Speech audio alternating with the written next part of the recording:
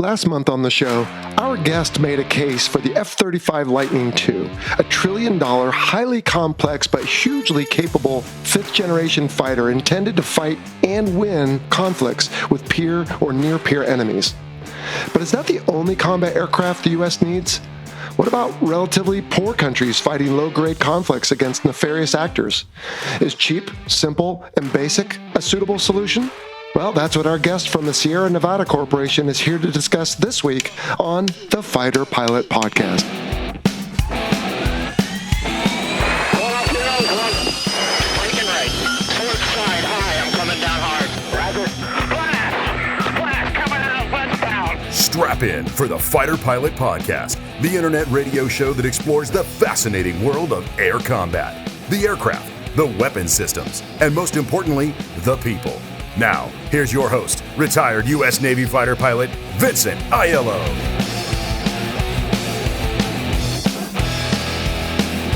Hello, everyone, and welcome to the show. This is episode 124, and we'll get to our discussion on 21st century light attack with our guest, Samuel Milam, in just a bit. But first, some introductions. I am your host, Jello, and I'm not alone this week. He's not just good at warbirds. He helps me with all kinds of things. Welcome back, Trevor Boswell. How's it going, Boat? Hey, Jello, what's going on? Things are good down here south, yeah. Yeah, well, you've been doing so much on your own lately. I just thought I'd drag you in and we could do this together. So, yeah, what's new in Georgia? Well, yeah, I guess you'd call us the two best friends that anybody could have. So it's good down here. You know, it's fall transition, so the leaves are changing, and we're right up here against the Halloween time frame and everything. So just getting excited for throwing away a bunch of money at candy and all that good stuff, yeah. I call it wealth redistribution through sugar. So, smart. Yeah, no, I passed through Atlanta yesterday and it was kind of cold actually. And now I'm down in Fort Myers, just laying over for a little bit and still doing the airline gig. Now, speaking of that, come on, don't be too modest, right? Our company had a big reshuffle lately and you have an announcement, don't you? Yeah, I guess so. So yeah, the airline gods have smiled on me yet again, and I am going to still be based in Atlanta, and I get to go be a captain back on the 320. So I get to rejoin my airline roots, if you will, and back to the stick kind of flying, if you will. Well, congratulations. I mean, that's a big milestone. Obviously, it's a big pay jump and responsibility jump as well. But the biggest one is, yeah, on previous episodes, you and I talked about the COVID world kind of shook you up a little bit as you were also moving and you had to jump to a different platform you weren't as crazy about. But now you get to switch seats and go back to your old gal there. So it sounds like the gods are smiling, as you say. I cannot complain. The hardest thing is going to be trying to figure out how to fly with my left hand. So it's going to be blessings and curses all over the place. But no, overall, it's really good. Very excited. You know, a little nervous, obviously, first time as a captain and stuff. So a little bit different in that respect. But other than that, just learning how to taxi is probably the hardest thing at this point. So. Well, and I bet you'll find that fairly easy. But yeah, some trepidation is probably to be expected because when you sit where you and I currently do, we all know that there's someone on the left side, the buck stops with him and he's ultimately responsible. There's some peace in that. But now that's going to be you. So that's right. I'm sure you'll do great. Thank you. Well, I didn't really put in for anything because I'm just hoping to not be as junior as I've been lately. So I'm just still doing the same old thing in LA. That's all good. But let's see, what other announcements are there? Dude, your Hawker Hurricane, I think we're supposed to call it, episode was really great. And it's funny because you're safe for solo now. So I'm not trying to, at least, I don't know, you tell me, but I'm trying not to micromanage you on your program. But when I was listening to your American guest, I thought, oh man, we're going to hear about this. And then you brought in your Brit guest. So I thought that was a really great episode, dude. I appreciate that. I had a ton of fun. And yeah, Dan was our UK guest and he was a great sport with helping us out. And obviously you got a little bit of time change there, but we made it happen. He is a wealth of knowledge and I look forward for him to come back on our Spitfire episode. Still waiting to figure out when we're going to throw that in there. But Warren was amazing and he did an awesome job giving us the baseline stuff. And then Dan filled in around it. I look forward to what's coming down the pike. I can't say that I'm going to be able to find a appropriate country representative for each of the warbirds as much as I would like to, but hopefully at least we can get some proper foreign representation for the respective warbirds as we go. For sure. And we'll do our best with those, of course. And it's just fun to watch you grow in podcasting and how you do it. And by all means, buddy, publicly here, let me tell you, bringing on two guests, or if you want to change up the format a little bit, go for it, because it's kind of a mini series within a series with your warbirds. And so it's fun to watch. And I've been listening as well. So nicely done. Well, thank you very much. And I did change the format for I guess will be the November episode. And I'll keep that one a secret as we get a little bit closer to it. But okay. Yeah, we do have a a little bit of a change of format. So I look forward to everybody getting to hear it. Fantastic. Otherwise, on the Fighter Pilot podcast, you might have noticed we've had a lot of sponsored content lately.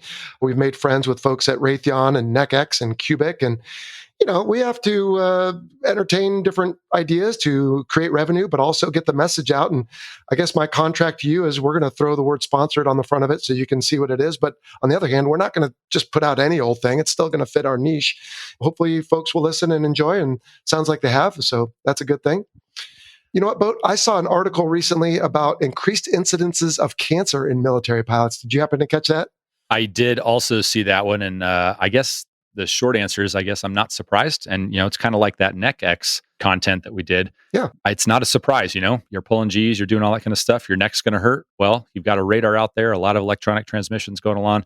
I am not exactly surprised that cancer is kind of more prevalent than the average person, if you will, in the fighter community. And we're not as exposed to some of the fluids like fuel and hydraulics as certainly the maintainers, but there's that as well, right? So yeah, you're breathing in the fumes. Yeah. Like you said, you're sitting by the radar, doing all those other things, pulling all those G's. So yeah, I'm not going to sit here and doubt the veracity of the study, but I think also fighter pilots certainly like to live big in other realms of their life. So I'm not sure how much correlation or causation there is, but at any rate, interesting to see as we'll pan that out.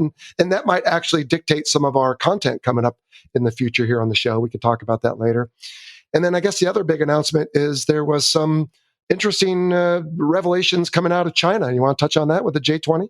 Yeah, a little kind of a sneak attack, if you will, on new stuff coming out when it comes to the number of seats in a stealth aircraft. For the first time, I guess, we've got now a 2-seat stealth variant of the J-20. And I know there's a J-20A S or a J-20B or whatever. And we've talked about the nomenclature with respect to aircraft designations. But yeah, kind of a new development. Nobody's really sure what it is. And obviously not a ton of information coming out of China on their aircraft beyond what we can see at air shows and stuff. I'll be interested to see what it looks like on the inside.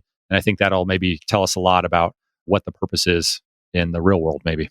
And I read some speculation in one of the articles about maybe the backseater could be involved with some of the loyal wingman stuff that's coming along, or at least their equivalent of that, or just managing systems or situational awareness. So yeah, interesting to see. And of course, there's a lot of great content to find these things. Our friends over at the War Zone put it out, but we've got our own newsletter. If you haven't subscribed to it, go to the fighterpilotpodcast.com website. You'll see a little pop-up. It's kind of hard to ignore. You can subscribe to that, and every other Wednesday, we'll send you a list of some of the most current articles that are floating around, and we consolidate that for you so you can read up on all that cool stuff. So, well, Bo, before we get into today's questions, can we circle back to some of the stuff you talked about on your hurricane episode? Definitely. You talked about the FAPE and the Surgrad thing. And you also, by the way, touched on the F-14 Tomcast, our friends Crunch and Bio are doing. Thanks for that. And so on this most recent episode 4, Flying the F-14, their guest Slammer was a Surgrad. So funny how that works out with what you were talking about. And then you were talking about AIM-120s on the wingtips of the F-16. And by the way, I think we answered that question incorrectly a long time ago on this show, so I'm glad you straightened that out. But you were speculating on the F-18, weren't you? I was, yeah. I wasn't quite sure on the innards, if you will, of the F-18 and whether it was even capable of carrying an AIM-120 on the wingtip. And I don't know, Jello, you're the expert on that guy, so let's bounce back to you. I'm not sure I'm the expert, but I don't think it's ever been flight tested. And I think it comes down to the fact that F-18s fold their wings. And the wing fold mechanism is a stress point. And when we manage FLE, or flight life expectancy, I probably got that wrong. But anyway, the amount of use, like miles on a car of your airplane, that wing fold is one of the things we measure. An AIM-120 weighs 35 pounds versus less than 200 for an AIM-9. I bet you, but it just comes down to stress on the wing fold. And it could probably do it, but I bet that's why they never tested it or wanted to do it. That seems like a smart way to manage the fleet life. And I guess really just depends on the value added to putting one on the wingtip versus another inboard station. So, yeah. Yep.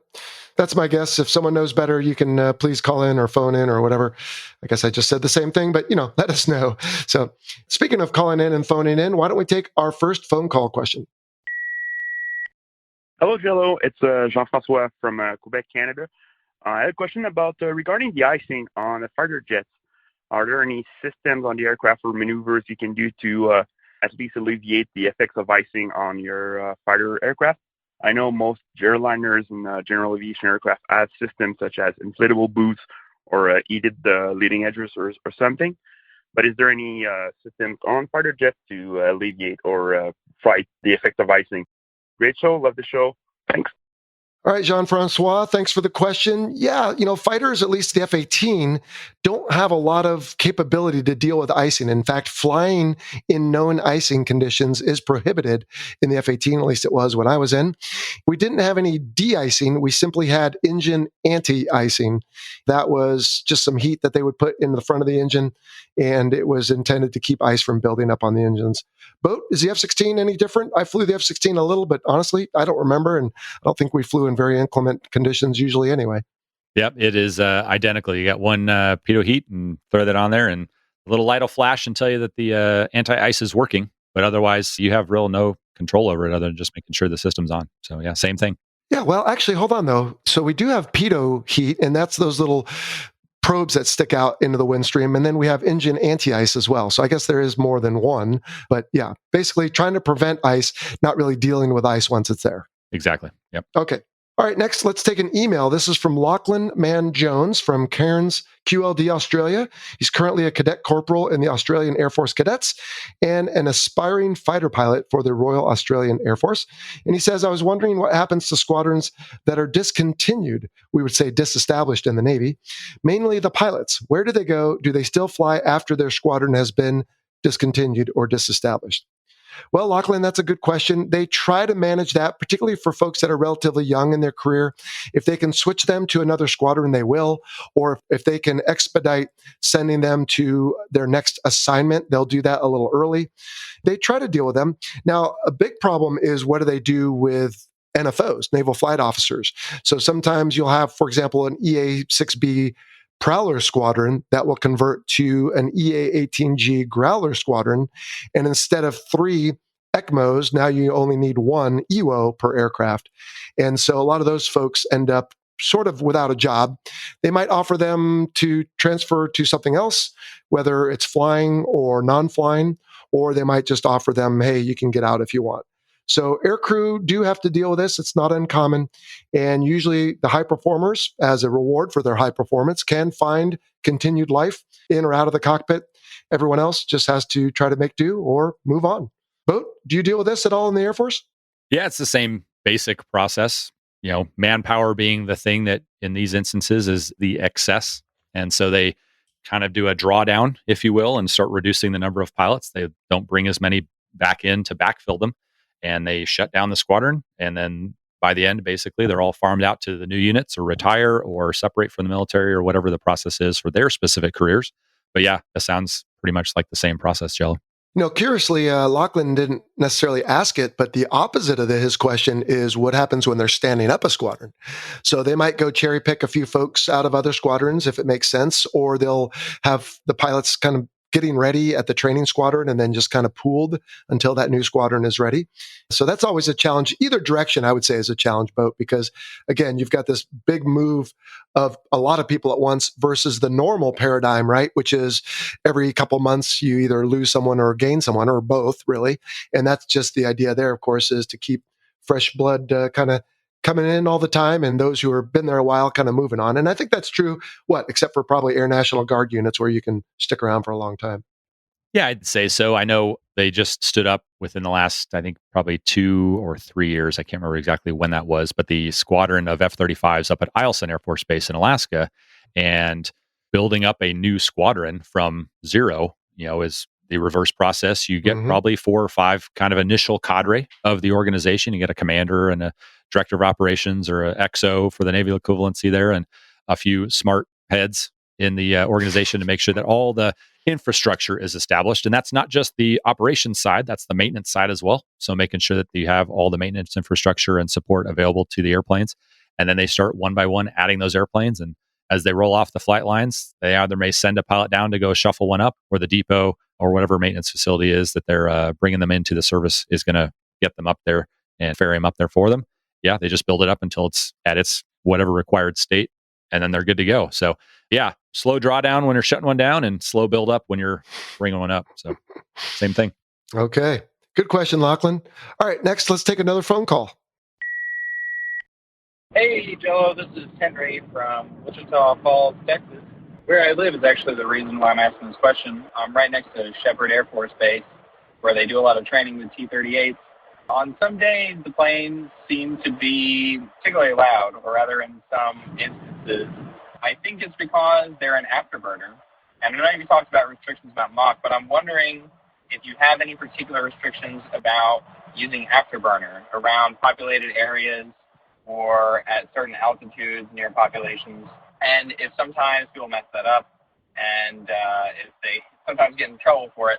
I don't really mind whenever pilots are flying low and really loud because I just like jets, but I'm sure my neighbors sometimes don't appreciate it. Thanks so much for the show and for taking my question. Have a good one. All right, good question, Henry. Boat, you want to take a stab at this first?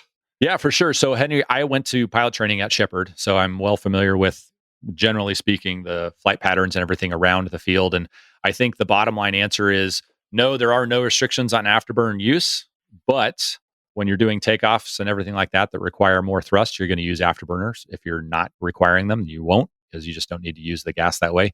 Safety of flight, afterburner is an available tool for you. So if you have an issue where you need additional thrust, then you'd use afterburner. But normally, you're only flying around the pattern about 250, 300 knots, depending on any sort of local restrictions and that kind of thing. And so for the T-38s out there that have afterburn capability, they shouldn't be normally using it around the pattern unless there is a safety of flight issue.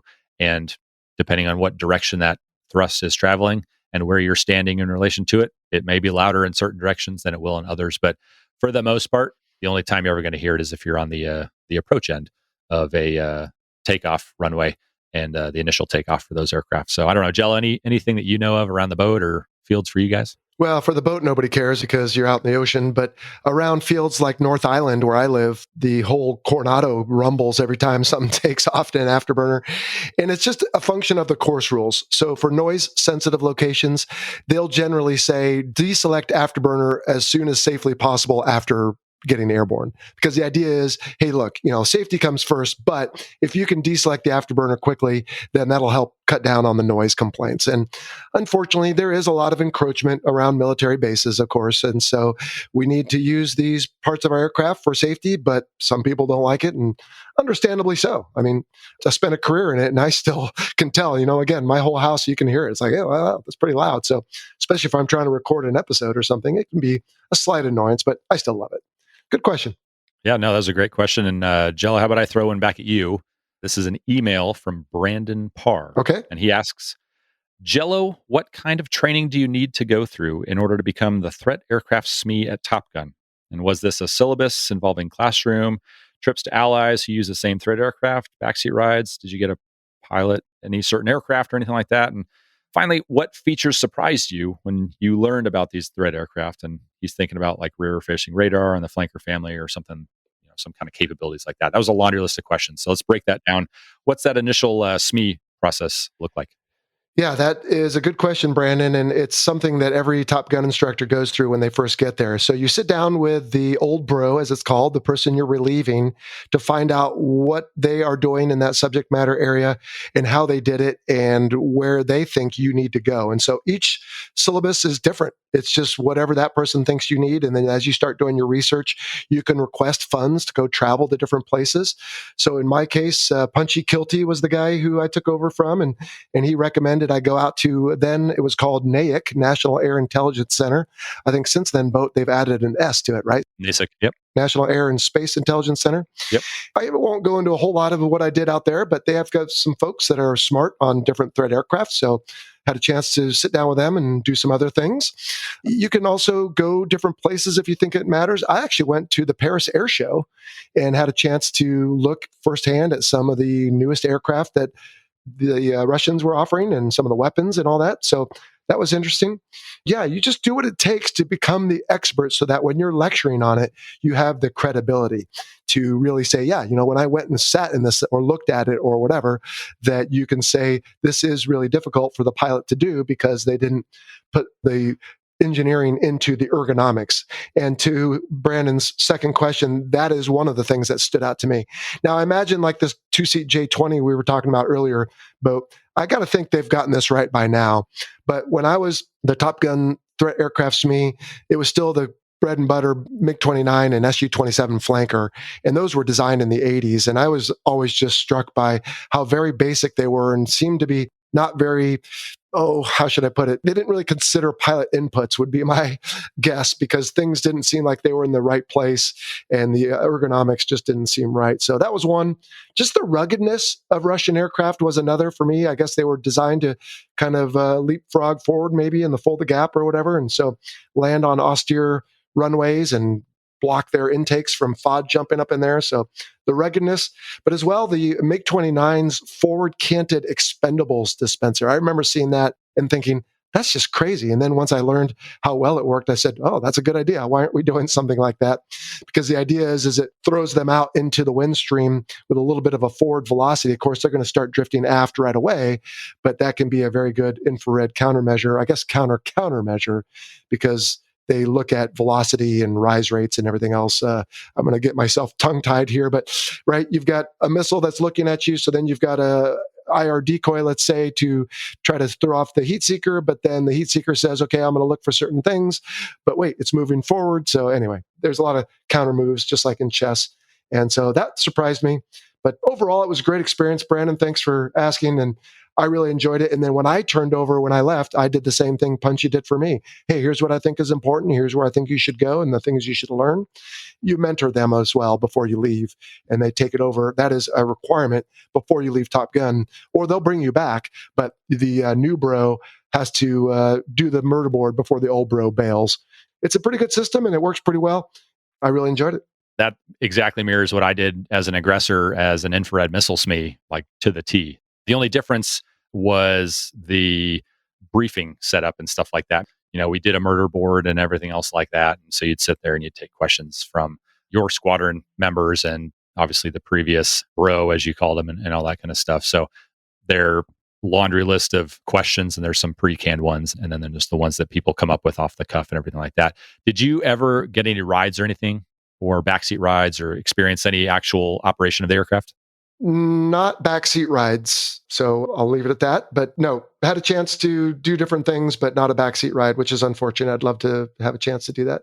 Yeah, no, that would have been fun. Also, never had the opportunity, but too bad. You know, always want those kinds of things. It's like why I do the Warbird stuff. I always want to ride, but I don't own one, so here we are. Not yet. I hope you get one, but yeah. And I think it's worth pointing out. I've done this in a couple musings that I've written, but the term bro is a term for a Top Gun instructor, and it doesn't relate to race or gender. It's just something that the folks call each other. So fair enough. All right, but well, that'll do it for questions. What do you say we get into today's discussion? It's 21st century light attack. You had a chance to listen. Any thoughts before we get to it? No, I thought it was a really good kind of overview of the entire concept of light attack and a lot of the considerations for why we are, at least within the United States, looking to populate our military with potentially a smaller, lighter, light attack, obviously, airframe that is a little more cost effective to operate for low intensity conflicts where air superiority has already been established. So I thought it was a great chat, and I think we'll definitely have some stuff to discuss after the fact. But yeah, it sounds good. Okay, cool. Well, hey, I'll see you on the backside. So let's get to 21st century light attack, and specifically a little bit on the A-29 Super Tucano with Spam from the Sierra Nevada Corporation. My guest today is retired U.S. Air Force Colonel Samuel Milam. He is a former A-10 pilot, and now he works for Sierra Nevada Corporation, and he does a lot of other things, but right now he's my guest. How you doing there, Spam? I'm doing great, Jello. Thanks for having me. Oh, you're welcome. Thanks for taking the time to come on the show. And I'm really excited for what we're going to talk about. I am too. Good. Well, my second question to you is going to be, with all the latest talk about the F-35 and 5th gen hotness and everything else, do we need a simple, cheap, and easy solution on the 21st century battlefield? But that is, as I said, my second question. My first question to you is, where are you from? What have you done in the military? And what are you doing now? I kind of hinted at it, but we want to get to know you before we start talking about the subject. Sounds good. My story, I grew up in Mississippi, went to the Air Force Academy, graduated in the class of '89 there. After that, I was lucky enough to get an A-10 assignment out of pilot training. I flew A-10s at McCord Air Force Base, Washington, believe it or not. Then moved to Moody Air Force Base. Out of there, I was lucky enough to get selected to go to weapons school. So attended the fighter weapons school for 6 months. Then I spent 2 years at Osan Air Force Base in Korea, which was awesome. Came back from there and was an instructor at Nellis in the A-10 Squadron for 3 years. Then I went to the staff college, standard payback side of thing. And then the staff job, which was great. I actually was on the staff to Joint Special Operations Command when General McChrystal and Admiral Craven were there. So that was interesting times. Was a DO of a fighter squadron after that, and one of the FTUs at Davis-Monthan Air Force Base, teaching young kids how to fly A-10s. And then I got picked to be the 75th Fighter Squadron Commander, which is probably one of the biggest honors of my life. I got to be Shark 1, pretty significant heritage associated with that squadron, as most people know, in the Flying Tigers. Cool. Went to Navy War College after that, so I got a little blue to go with my Air Force there. Newport was great. We really enjoyed that. It was a good experience. After Newport, I went to Davis-Monthan again to be the group commander of the 355th Fighter Group there. There's one operational A-10 squadron that deploys all over, and at the time, the 2 A-10 FTUs. So that was my group command. And then from there, I went back to Moody to be the 93rd Air Ground Operations Wing Commander, which was a great honor. That's kind of an odd wing with airmen all over the United States. 3 groups, the 3rd ASOG, which is all of the airmen who do Joint Tactical Air Control for the 3rd Corps, and then the 18th ASOG, which does all of the Joint Tactical Air Control for the 18th Airborne Corps. So I had, as I said it, little specks of blue floating in a sea of green at all the Army forts, pretty much in the United States. And we also had a base defense group, which is stationed at Moody Air Force Base, 3 squadrons of security forces guys who go on an expeditionary basis to secure outlying bases. If we're going to stand up a drone base or a Reaper base somewhere in the heart of somewhere not so nice, these guys would go and secure the area for them in an expeditionary basis. So 3 groups there in that wing, very diverse, very interesting work. Not flying, but it was awesome. Then I wrapped up my career at Randolph Air Force Base in Texas on the staff of Air Education and Training Command, so our training command in the Air Force. And I was the Deputy A3 for flying training, which meant that all the flying training we do in the Air Force kind of came through the A3 office, and responsible for syllabi and execution, the programming and sustainment and everything else that went along with the flying training business. And I'll tell you what, I'd never seen that particular machine from the inside before. And it was pretty amazing what I learned in that assignment. Oh. But I retired from there, and I also got to fly T6s while I was there. So career A-10 guy, right. The commander that hired me, General Rand, he said, Spam, what do you want to fly when you come here? Because at Randolph, they have T-38s, AT-38s, T-1s, and T-6s, all of the instructor pilot courses there for all of the pilot training that we do. Flight school, you would call it. And I said, well, I've flown 38s, but I've never flown the T6. I was a T-37 guy when I went to pilot training, right? We didn't have T6s yet. So I said, I want to go fly T6s. And he goes, that's perfect. So I got to fly T6s for 3 years while I was there. A lot of insight in that, but then stepped off the boat out of retirement into Sierra Nevada Corporation, who flies A-29s, the subject of our discussion. And while I was there on the staff, they stood up the 81st Fighter Squadron at Moody, which was stood up to train Afghans to fly A-29s. And there were contractors and GS civilians and active duty guys all working side by side to teach these guys how to be attack pilots, for lack of a more subtle term. It looked like great work. I was associated with it as a colonel. And then when I retired, Sierra Nevada said, hey, do you want to come fly for us? Seems like a great fit. You got some turboprop time, you got a bunch of A-10 time. And I said, yes, please. That was an easy first step off the boat. Yeah, it sounds like it. I mean, you certainly had the pedigree they were looking for. I mean, golly, how many hours in the A-10 at that point? So 3,300 hours in the A-10. Wow. By the time our A-10A and A-10C, about a little over 1,000 in the C model and the rest in the A-10A. So you're used to being down and dirty, rooting around, supporting the folks on the ground, doing close air support. Were you also a forward air controller? I was a qualified JTAC 3 times in my career. Wow. Early until about halfway through my career, we had what we called Battalion Air Liaison Officers, or BALOs. Okay. I saw you did a podcast on the Anglico program, which is a great, pretty awesome capability that the Marine Corps, the Navy field. Similar, the Tactical Air Control Party is kind of the similar thing that the Air Force fields for the Army. The difference is, of course, that I'm not working for guys that I grew up with in the Marine Corps. I'm working for guys that I've never met who are in the Army. But the BALO program specifically was an interesting concept. A-10 squadrons at the time, for a while, were manned at a higher level per aircraft, 2-to-1 for a single-seat aircraft, which is high. But that's because they had BALOs embedded in their squadrons. So as a BALO, my job every day was to go out and be the best A-10 pilot that I could be.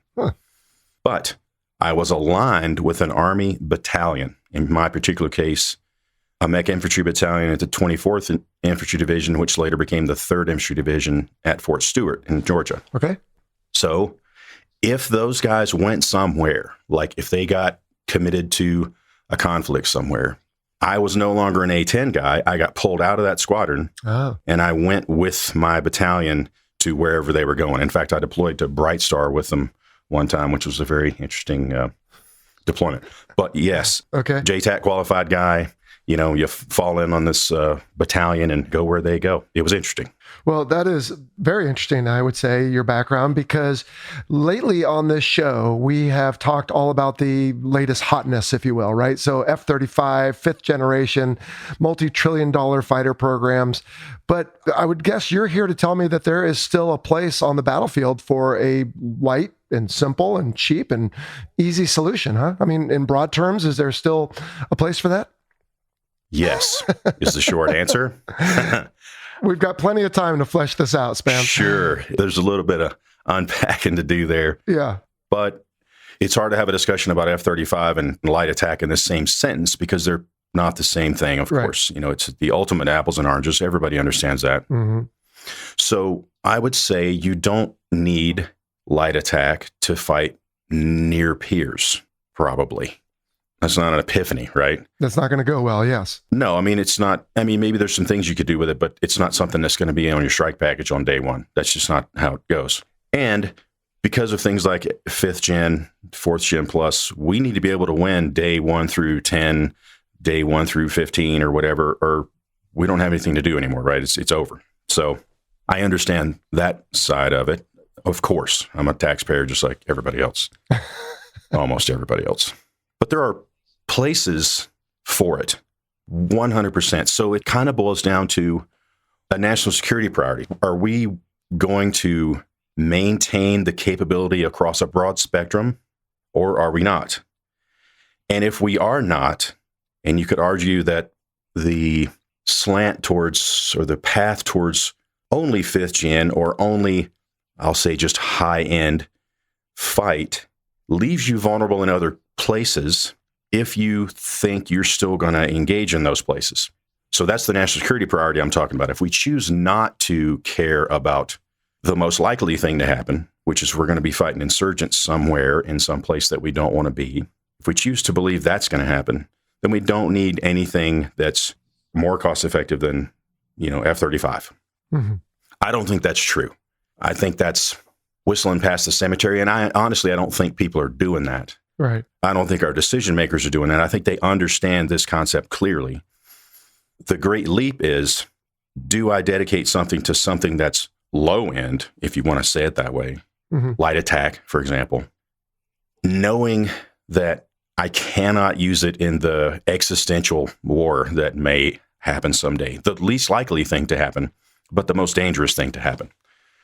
So if I'm willing to invest in that, to have a broader spectrum of capabilities, then of course it's the right thing to do. Now, the argument doesn't end there. That's the linear, top level, kind of easy to understand argument. But there's second and third order effects, I think, to light attack that probably aren't well understood across the viewership or the general public. So let me interrupt, Spam, because from my Navy background, when I think of light attack, I think of the old wings like in Lemoore, back when they were flying A4s and A7 Corsairs, which an A7 is not, by most standards, quote unquote, light. But these days, light attack means something different, right? So we're talking relatively simple, slow aircraft, dare I say, but they're kind of down rooting around right there next to the troops. And as you alluded, probably subject to threats. If it was a significant surface-to-air threat, they'd probably be a bit of risk. But can you just give us a quick description of what we consider light attack these days? Well, you ask 20 people, you'll get 20 different answers there. Oh, yeah? Absolutely. Lots of different ways to define that. Like if you Google light attack aircraft, one of the hits you'll get is, the top 10 light attack aircraft in the world. And all but 2 of them are jet powered. Several of them are trainers / light attack. So they're trainers that you can make into a light attack aircraft. A4 and A7 are not on that list, by the way. Mm-hmm. I wouldn't consider them light attack. At some point, if you're going to have that discussion, you need to talk about something that can carry X amount or less of ordnance, has X number or less of hard points, things like that. But I think probably the best way to couch it is, what can a less wealthy partner nation operate and maintain? So right there, you've excluded F-16, Gripen, F-35. You've excluded all of the quote Gucci unquote stuff that we can afford, and most of our partner nations a lot of our partner nations can afford.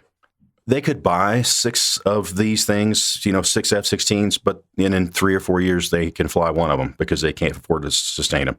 Right. Or they've crashed them, or they can't maintain their runways and they fought out all the engines. There's a million reasons, but what you're left with after you eliminate that is pretty much light attack, unless you throw in some old Russian Su-25s or something that they don't want anymore. But eventually that's too expensive to operate anymore. You see what I mean? Yeah, absolutely. So in other words, any jet is by its very nature going to be more expensive and more difficult to maintain, arguably, I'm brushing a broad stroke here, than any prop or turboprop.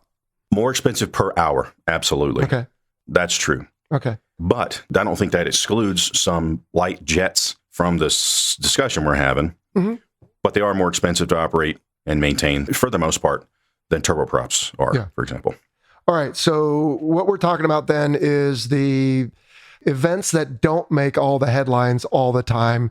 And there's not a lot of controversy around these aircraft, right? So you've got, like you said, the pure threats, which for the United States these days is still Russia and probably increasingly China.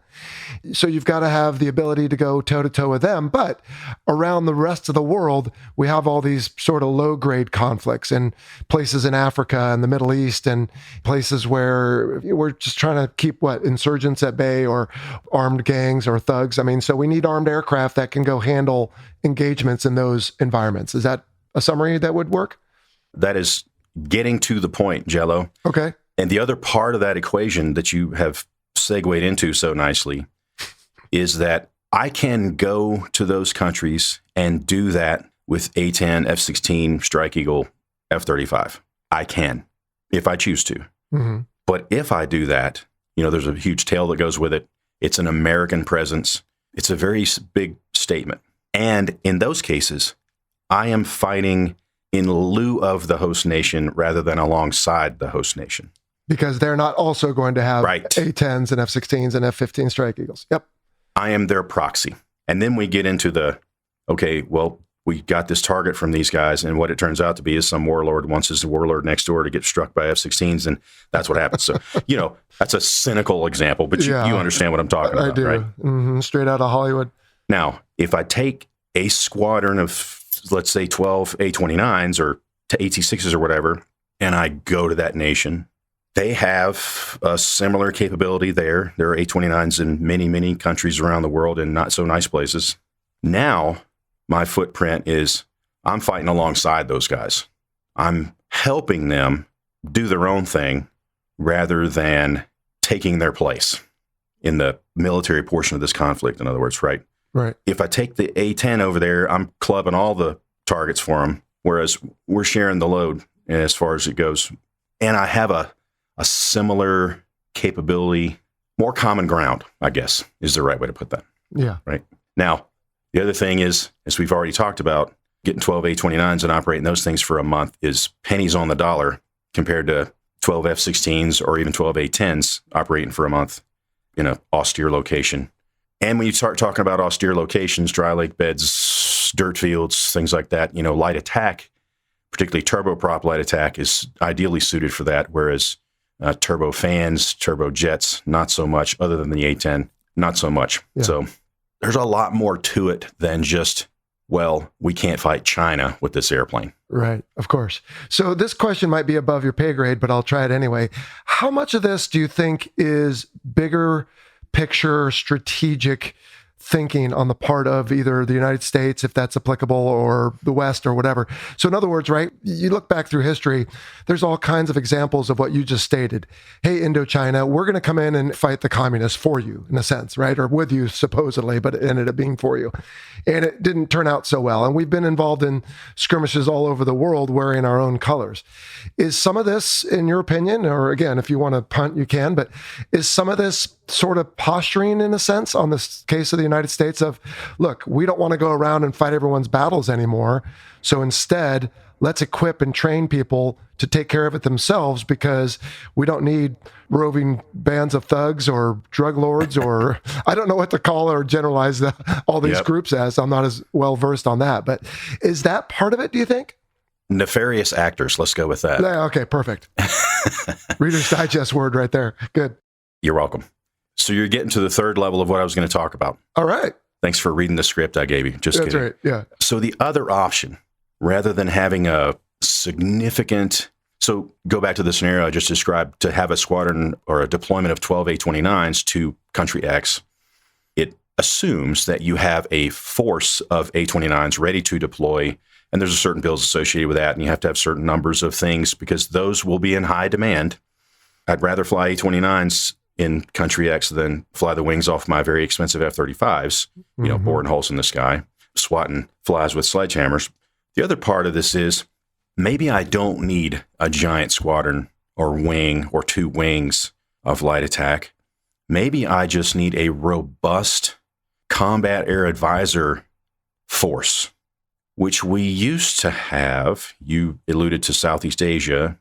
We've all heard Air America, the Ravens. We've heard those stories. We had a lot of people who leveraged a lot of very low-end technology to train some partners, Cambodians, Laotians, Vietnamese, and the people we trained did a very good job. Their governments were corrupt and fell apart, sort of like I'll just say we may or may not have repeated that at some point. But the point is the people we trained were really good at their job. Those Cambodians flying T-26s were really good at dropping bombs with that airplane, and they did really good work. So the other option is, rather than having a bunch of wings of A-29s that can deploy all over the world to these hotspots, is have a smaller number, not a tiny number, but a smaller number of light attack and a cadre of guys that I can keep trained. And now I just send the guy and maybe one or two airplanes to embed with that host country Air Force, whatever they're flying. Mm-hmm. So I've got a cadre of combat air advisor professionals who are light attack at the core and who can go to wherever the place is that we need them and help that country do its own thing rather than us having a big footprint. Yeah. See, that kind of ties back to what you were just talking about. Maybe I don't need to go in there with the sledgehammer. I can just go help them on a lower scale. So there's three levels, right? I can go in with the big guns. I can go in with a force of my own, an operational force of my own, and fight alongside them, or I can go in with air advisors and fight and embed with them and help them fight their own fight. And each of those, like you were saying, its own support requirements, its own diplomatic issues, et cetera. Sorry, I interrupted. Absolutely. Its own training requirements. All right. So I still love this quote by the Chief of Staff, General Brown, about you don't drive your Ferrari every day in reference to the F-35. So if that's the case, and sticking with our discussion here, Spam, let's keep talking about the Toyota Priuses and Ford F-150s of the world that are getting it done Monday through Saturday. You already mentioned some of them, right? So we've got the A-29. Let's start with that. But you also talked about the T6. So let's start with the A-29. And I guess we call it what? The Super Tucano? Super Tucano. All right. What is that thing? All right. Well, it's an Embraer product built in Brazil. They developed it through the 80s. They had the short Tucano that they were using for trainer. Okay.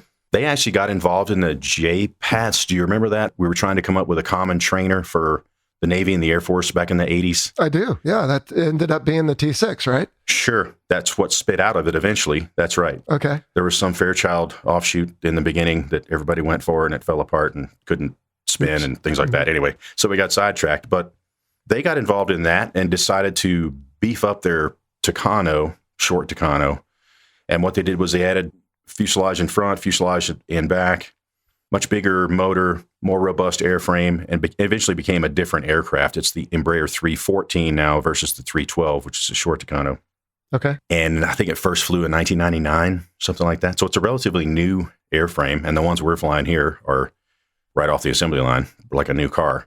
But it's a pretty beefy airplane that was designed to do attack things and actually air-to-air things to help the Brazilians police their enormous Amazon borders with other countries. Radar, day-night intercepts, air-to-air missiles, guns, the whole thing. And they still do that today. They have them stationed at air bases out in the far reaches of their country to keep that drug traffic down. It's really what they're after. But anyway, it also happens to be a really good light attack aircraft. 5 hard points, can carry external fuel. It's got internal guns, 2 internal guns, 1 on each wing, which is nice because now you don't have to use an external station for a gun pod. Carry 500-pound weapons, LGBs, Paveway 2s, 500-pounders and 250-pounders, which are kind of nice. Shoot all kinds of rockets, any kind of 2.75 rockets you can load in. You can shoot, including AGR-20 laser-guided rockets. And it's always got the gun with 500 rounds, 250 in each wing, which is nice if you are all out of other ideas. Sometimes that's your primary weapon, yeah. Yep. It's also armored. You can get missile warning systems, chaff and flare. It's vulnerable for sure in a high-end threat. You're not going to go out flying against SA-15s and frontline Soviet or Chinese air defenses. That's silly. That's not what it's for. But hold on, because I wanted to ask you this anyway, because even just a simple shoulder-fired surface-to-air missile would be effective against it, wouldn't it? Isn't that a concern? It is a concern, of course. But you have flares. You have self-protection capability on the airplane. Okay. Without getting into a classified discussion, it's not that easy. Yeah. It does not have a big heat signature. So, okay. And that's from people that we've talked to who have tried it. Okay. If I've got a reduced threat environment, we like to call it, right? Mm-hmm. Where small arms, AAA, Taliban, right? They got RPGs, maybe 12.7, and a bunch of small arms. So you avoid the 3,500 feet and below regime, and you're relatively immune. The Afghans flew these things in combat for almost 5 years, and with the exception of 1 or 2, half-inch holes in the airplane, they never lost an airplane to combat, never had one seriously damaged in combat. So, and they were flying every day, 7 days a week.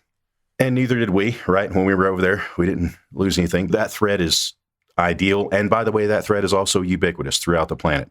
If you probably had a map of the world and you colored red all the places that you really shouldn't fly light attack airplanes, it wouldn't be a very big spot of red, right? Right. But there's a lot of spots that don't have the red, like you said. Absolutely. And spots where we're going to be engaged until we change our mind about being the United States and policing the rest of the world. We're going to be there. All right. So you've got this aircraft that can carry a lot of the weapons. We've talked about it quite frequently on this show. I mean, laser guided, GPS guided, forward firing rockets and guns. But it's pretty cheap, right? I mean, these things looks like my research shows $9 to $14 million and probably very cheap to operate. I mean, so they're not going to be going Mach 2, but they don't need to. They sure don't. Cheap and simple and relatively, easy to fly, I imagine? Very easy to fly. We took guys in these programs who literally had only flown like what we would consider in the Air Force introduction to flying training. What's your equivalent in the Navy? Like guys go to Pueblo, Colorado in the Air Force and they fly the DA-20, get some hours, get some time, and then they go to pilot training. Do you have some kind of equivalent like that? Yeah, they started it after I went through, but I think it's called IFI or something where they give you some initial just to see if you don't puke every time kind of thing. Absolutely, absolutely. And it's smart, right? So we got guys that literally had that experience, 172s and maybe a little bit of Cessna 208 time. And they were coming to us, and we're teaching them by the time they left. They're full-up, mission-ready wingmen in the A-29. Breaking stuff and killing people was their job, and they were good at it. Bad people, yeah. Absolutely. And operating as a 2-ship element, the whole thing, starting from never been upside down, never pulled more than 2 Gs in their life. So absolutely, it's an easy plane to fly. You can argue you can teach just about anybody to do it if you had enough time and space, but these guys were doing the job, so it's an easy plane to fly. Absolutely. Right. You said not everybody needs an F-16. You don't need an F-16 or an A-10 to fight most of these places. You don't, and it popped into my mind the quote from Bull Durham. Remember that movie? Uh-huh. When Crash Davis is talking to Nuke, the pitcher, Nuke's bragging about his stereo, and he says, dude, you don't need a quadraphonic ball punt. What you need is a curveball. And that's precisely what we're talking about here, right? Mm-hmm. I don't want to be politically naive here, right? We'd never needed B-1s to fly CAS missions in Afghanistan. Again, I'm also not naive. We did not deploy B-1s to Al Udeid because we needed them in Afghanistan. We deployed them to send a message to maybe other actors in that theater. I understand that. However, the blocking and tackling of those missions probably ought to be something that's appropriate, something we can afford. You said affordable. The number I hear most often is approximately $1,000 an hour to operate.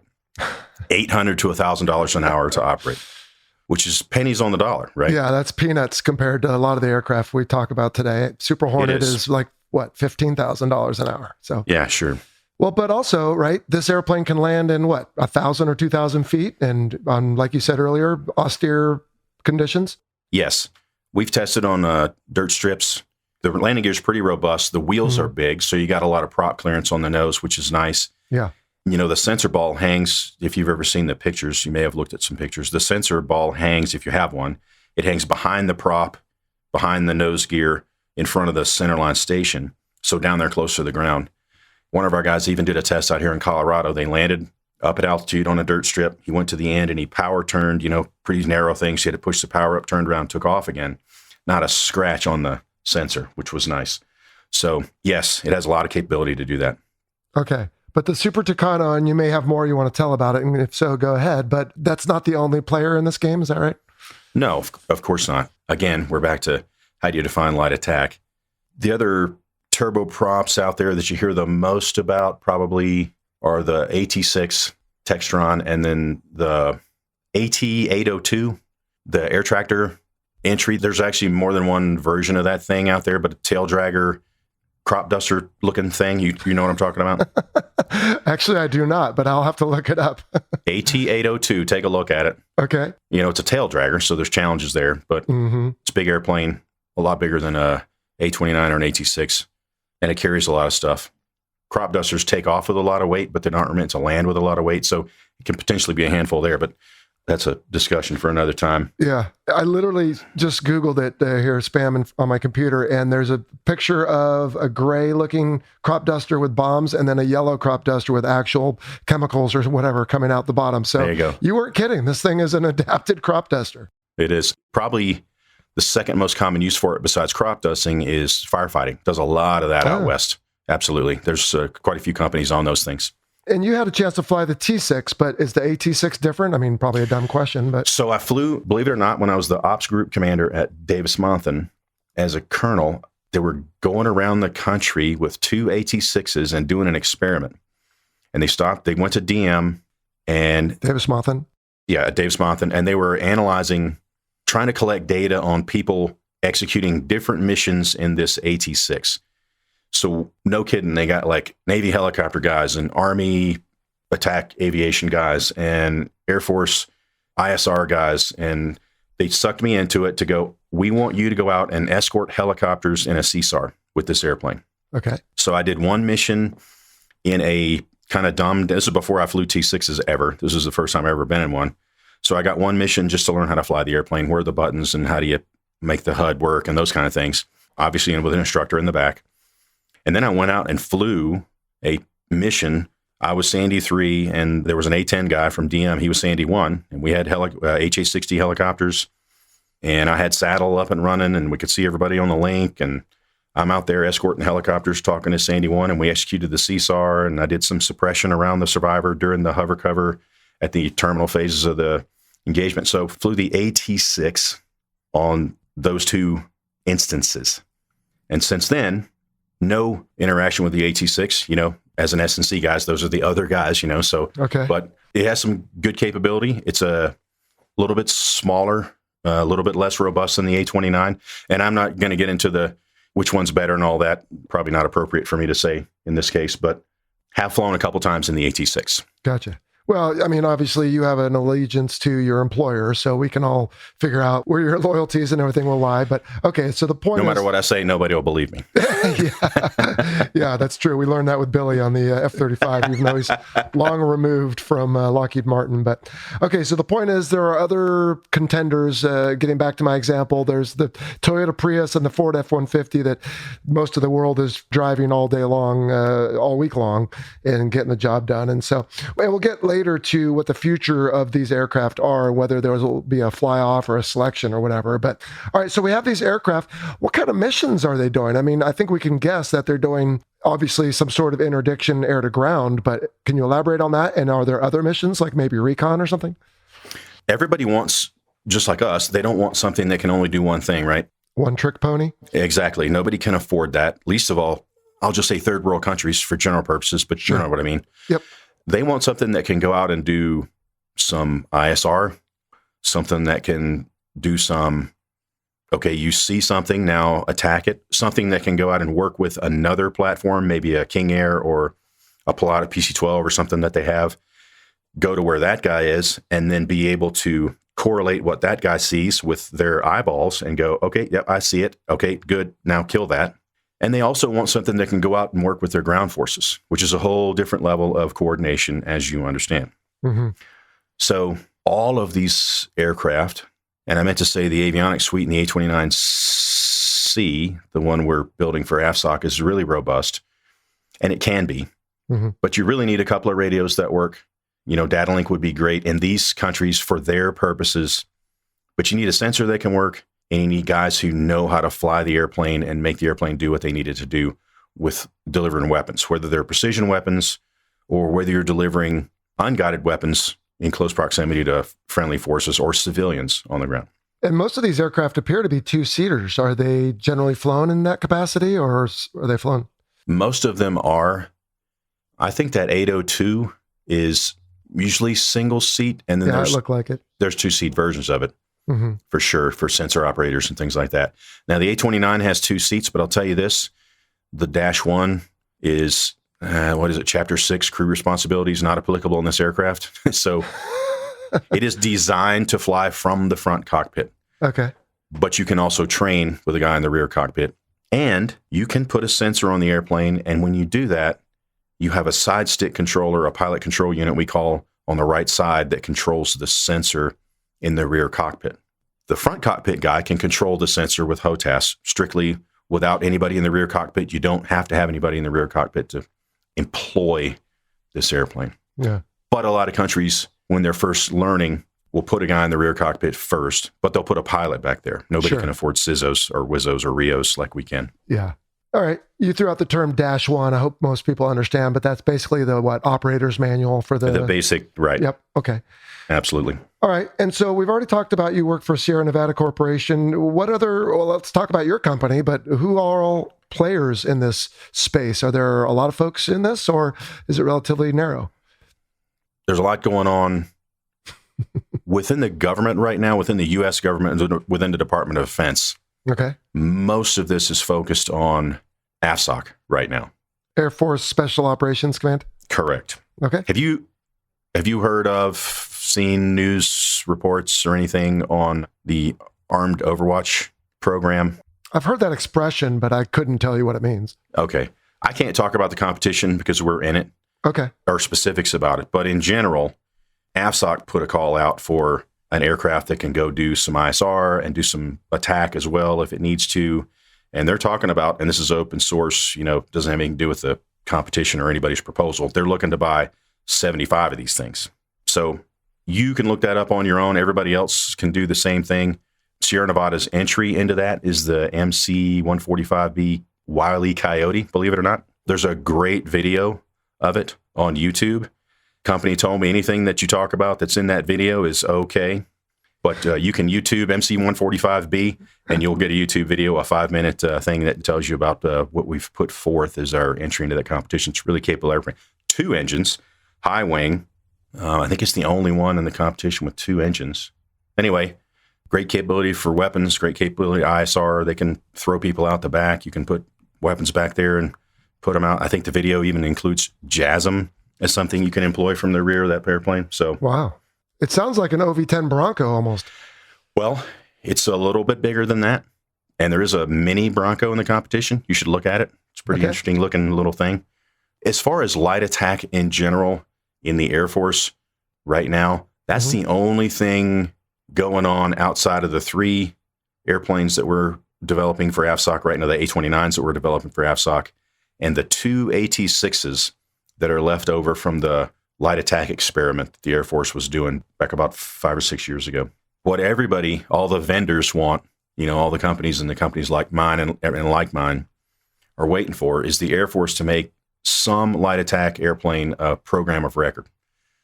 Meaning now it has long-term funding and, it's a program now like the A-10 or the F-16. It's got a management office and all kinds of other things that come along with being a program of record. At that point, now Guard and Reserve units can look at the airplane and buy it, and that opens the floodgates. Yeah. We're back to your original question now, though. Is it enough of a priority? And that's what I was just about to touch on, because I would argue the F-35 probably almost has too much attention, but is there an issue with getting enough attention on something like this? I mean, do people take it seriously? Well, it's not sexy, Jello, right? Neither am I, but I'm getting the job done. So, You are absolutely getting the job done, brother. Going to South Sudan and crapping in a hole in the ground and living under the wing of your airplane for 3 months at a time, even if it is a light attack airplane, even if it's affordable, and that's not too sexy to think about, right? Right. But is it important to our national security or not? Yeah. Beyond that, is it important enough to make this investment? Now, we haven't touched on one thing yet that is another ancillary benefit to this. What's that? You've heard, I know, just like everybody else has, about pilot shortages in the Air Force, Navy, in the Department of Defense, and specifically fighter pilot shortages. Right. They don't grow on trees, right? You can't just snap your fingers and fix that problem. It's a very complicated problem.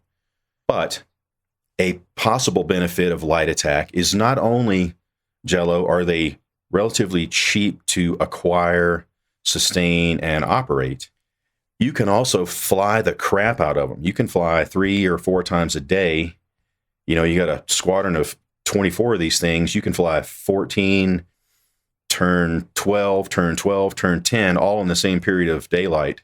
And think about the experience you're getting for some young guys who are in a squadron like that. They are flying their butts off. And one of our big problems with fixing a fighter pilot shortage in particular is I cannot just turn the fire up at pilot training and make more pilots and by proxy more fighter pilots if I don't have anywhere to put them. Because then all I've done, let me use the factory scenario, right? I'm at the factory and I'm making widgets, and the guy to my right is pushing widgets as fast as he can, and I'm the production guy. The guy to my left is the recruiting guy. He's sending me guys to pilot training, and I'm turning those widgets into widgets that need to go to the right.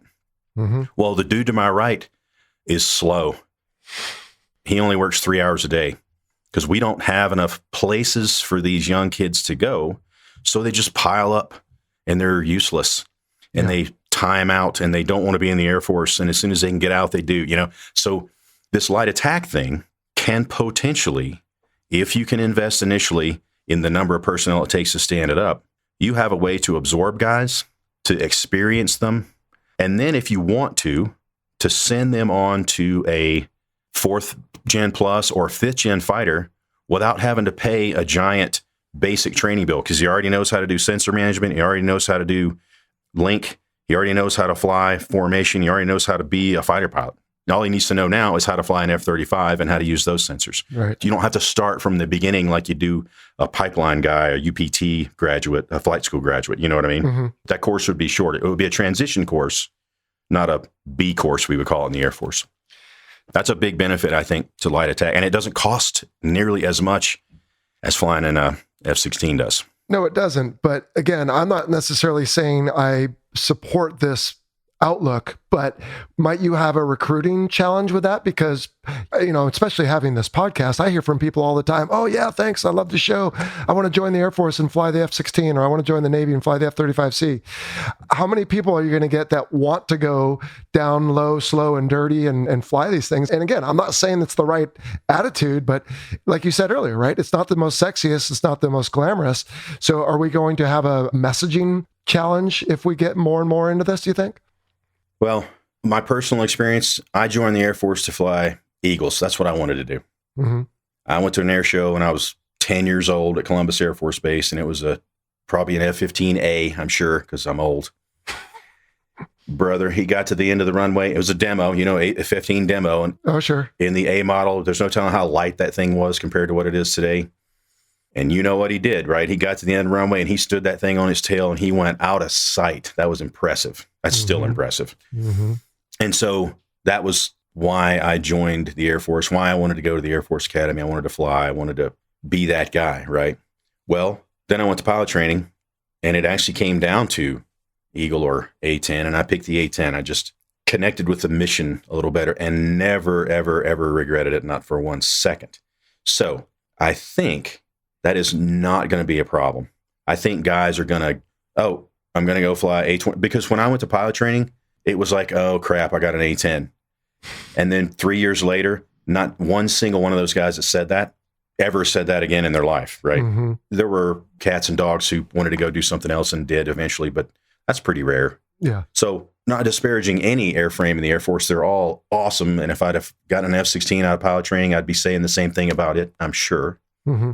But I don't think that's going to be a problem recruiting wise. Well, I hope you're right? Because like you said, you get experience for relatively cheap. You have a place for these folks to go when they get done with training, because you hit on something very important is if you make a widget out of metal, it can sit on the shelf for a long time before it rusts or corrodes or whatever. But like a musician, a pilot is perishable. Right. There's skills that need to be exercised day in, day out. And if you're not doing that, now you're putting the mission at risk, you're putting people at risk, and mishaps go up. And like you said, there's dissatisfaction and people want to leave.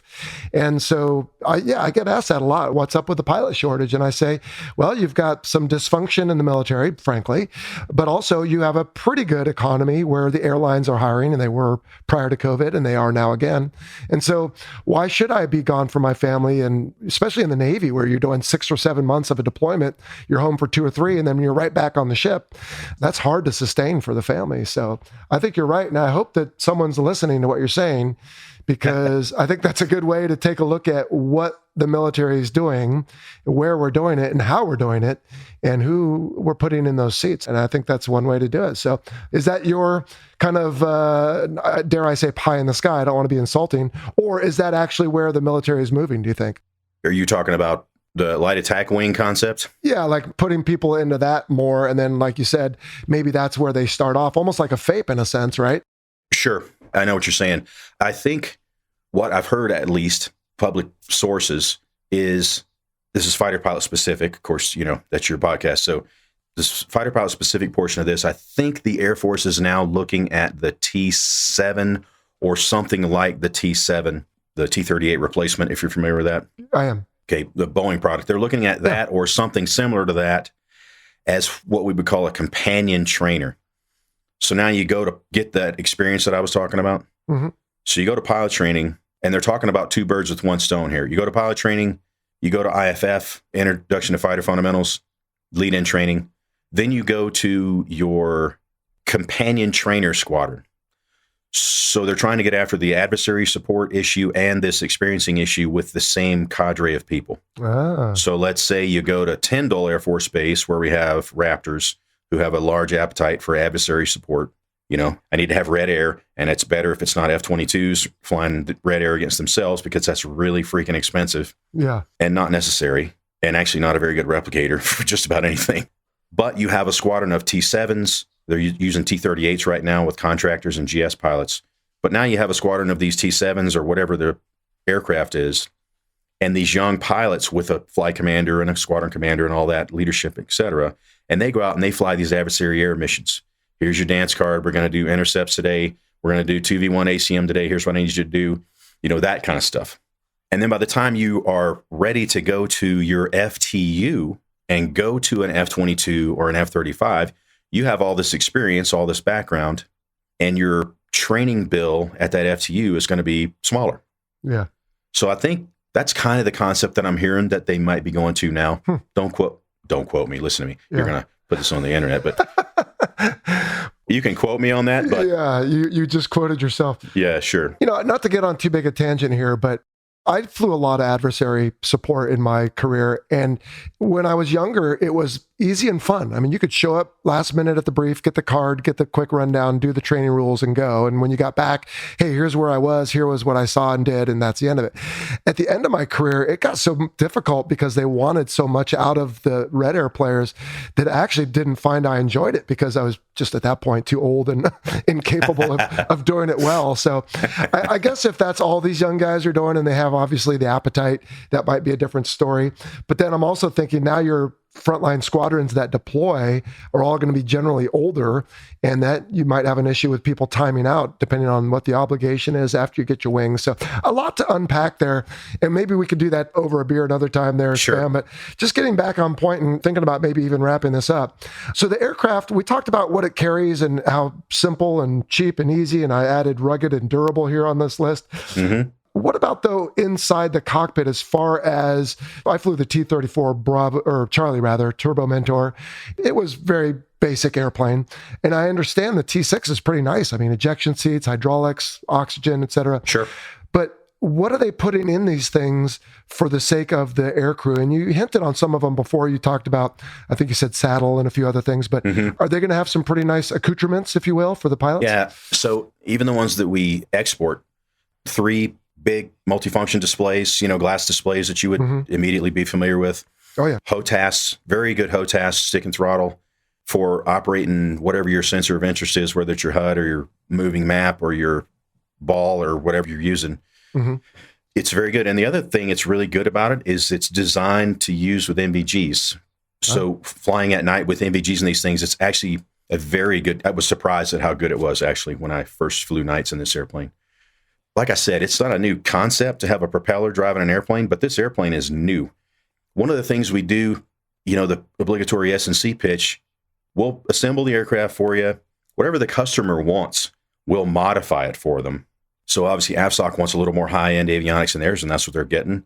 The export versions, we do an FMS case, so we do whatever the government says that we can do for the customers downrange. Mm-hmm. So they get their aircraft modified like they want it. But in all cases, this thing is pretty nice. It's set up like any fighter pilot would appreciate, I think. Yeah. There are a couple of things that we all are like, man, can we fix that, please? But that's like that in every airplane that I've ever flown. Oh, yeah. There's always something. From a fighter pilot's perspective, with, 5,000 hours of flying, things like that, it's pretty awesome to fly and fun. Yeah. And pretty easy to employ. Sounds like it. Yeah. Probably has pretty good endurance. Endurance, yeah. So when we ferry them, the other thing we do is we modify the airplane, we train the maintenance guys, we train the pilots, and then we do sustainment for that country. But at the end of the program, recently at Moody Air Force Base, we finished the Nigeria's training. We deliver the aircraft to them. We put 3 tanks on it. You can go about 1,000 miles comfortably. Mm-hmm. It's a 4-hour sortie. That's long enough to be sitting there anyway. Not irrefuelable. Nobody's gotten that yet or has asked for that. So not with a big old spinning prop out there. No, that's a little bit of an engineering challenge. Yeah. Yeah. All right. And so, I mean, obviously this thing isn't tearing up the speedway, if you will, right? I mean, Nope. What are you guys running around at? Are you even willing to say? For cross country, about 240 true. Just like any other plane, if I don't need to go fast, I don't. So because it saves gas. And everything's in kilograms in an hour or kilograms of gas, but it's about 3 kilograms per gallon. That's what I'm trying to say. There's the math. When we're flying around like in a hold, like over a target area, and I'm looking with the pod or whatever up at altitude, and I'm not worried about the threat, I can pull it back to like 200 kilograms an hour, which is 70 gallons an hour, which is pretty low fuel flow. Yeah. And I can stay there for a pretty long time, especially if I'm just looking and I can get up higher. I can probably pull it back less than that. And I can stay on station, 100 miles away, probably stay on station for a couple of hours, which is pretty good, even if you are going slow. Well, and that's one of the benefits of a turboprop. Absolutely. And it's kind of hard to hear if you get up pretty high. I went out with the Nigerians on the ground out in the MOA because they wanted to do some, hey, can you hear this airplane? I said, well, let's go out in the MOA and see while guys are doing their missions or whatever. it depends on a lot of things when you're on the ground, but it's not as easy to see or hear as you think. Oh, I imagine. All right. Well, cool, man. So let me think. What's left? What's the future hold for this community, if you will? And again, I don't even know what we'll end up calling this episode, but the light attack, what's the future worldwide? And then let's circle back to the future rather for the Air Force and whether the Navy or Marine Corps are looking at it at all. But let's start with the rest of the world. And if you want to touch a little bit more on what you do there at Sierra Nevada, I mean, because you guys are out, you're the ones who are kind of facing the customer in a sense. Worldwide, who knows? I think all over the place, there are a lot of smaller nations out there who are looking for their own increased autonomy. And they're probably like the Nigerians, like the Lebanese, like the Afghans in the past. We're looking to, the more I can do for myself, the less I need China or Russia or the United States standing on my airbase and doing things for me. So I think there's an appetite for this out there. And you can look around, you can Google or Wikipedia. There are a lot of countries who are looking to buy light attack or combination trainer attack type airplanes out there. So I think there's a burgeoning market. A lot of those countries are talking S&C. I won't get into specifics, but there are customers out there. Mm-hmm. And I don't think that's going away. What about the U.S.? Is there an appetite for increasing this? Obviously, there is at AFSOC, but is that special, or is the Navy and the Marine Corps also considering? The most light attack applications you see right now, and underutilized in my opinion, is the corollary to adversary support is we need JTAC support as well. The Marines and the Air Force need that. Mm-hmm. We got thousands of airmen and Marines out there who need X number of controls every year. We don't have the A-10, F-18. We don't have the numbers of people and aircraft and availability to go out and fulfill all those. If that's all they did, we still wouldn't get there. So there's a lot of contract capability out there, a lot of contract money on the table to go out and provide that support to these users. I think that's a big market. There's a lot of contracting issues that are going along with that it's pretty difficult to do from a contractor's perspective. And maybe there's some things that could be laid flat by the U.S. government to make that a little more attractive and usable. But if they do, that's a huge market, I think. Yeah. By proxy, then, the Air Force, Marines might see something that they want, might see a little more utility than what they see right now, in my opinion. You know, the Navy obviously used to have A-1 Sky Raiders on the flight decks. I don't see anything like this coming back to a carrier flight deck anytime soon. But as we've tried to identify today, it's a relatively, I don't know if I should say limited role, but the point is this is a capability that is needed around the world, and not everywhere, but in most of the world. So there are people like the Sierra Nevada Corporation and the Embraer folks making the A-29 that are essentially answering the need. Is that a fair summary? That's absolutely fair. Yeah. There's one question I haven't asked you about the A-29, by the way. I have to ask you. What's the caliber of the guns and the wings? 50 cal. Okay, good. We got to stick to our roots here. You know, this is fun stuff. No, it's good. I wish I had 8 like the P-47 or even 6 like the P-51, but 2 is better than 0, and they're actually pretty good, pretty accurate. Yeah. Too. Oh, and I'm sure, modern weapons are probably better with 2 of those. You got to get close, but, if you're shooting the gun, everybody knows you're there. You're not trying to be sneaky anymore. All right. So how soon until the Air Force, you said there's some talk about a program of record, or is there a decision coming up, or what's the latest, if you will? Just like you, Jello, I'm going to just be watching the competition, the Armed Overwatch competition, and see what happens there. It really is a AFSOC, SOCOM, SecDef kind of chain of command there that's making these decisions. And if SOCOM pushes it, AFSOC will advocate. They'll award a contract, and we'll see what happens. So I'm curious to see, and I hope it goes well for my corporation. But no matter what happens, I think that will be good for light attack in general across the planet. Yeah, okay. Well, so that's the future for light attack. What's the future for spam? Are you going to keep playing this game for a while? Look, man, it is hard to argue with sitting at my desk at Moody Air Force Base, 2.5 miles away from the main bomb circle on Grand Bay Range, and then getting out in my A-29 and going out there and dropping 6 BDUs and shooting 14 rockets and shooting 200 rounds of 50 cal and then coming back and figuring out who won the bet. It's pretty hard to argue with that as a retirement job, right? You did that as a young captain 30 years ago, and you're still doing it. It never gets old, does it? Absolutely. So I'm not complaining. The job's rewarding. I love teaching young guys. I mean, who doesn't love turning a young guy into a killer, right? I mean, that's essentially what we do. Maybe that's a little coarse for some of your sensitive readers. But I was going to say, there could be some people in certain parts of California who don't appreciate that, but most of the rest of my listeners do. So we got to have them. Yes, we do. They yes, are necessary. So it's a very rewarding job, and I love it. And the company's great, and it's hard to argue with it. Yeah. I'm pretty content.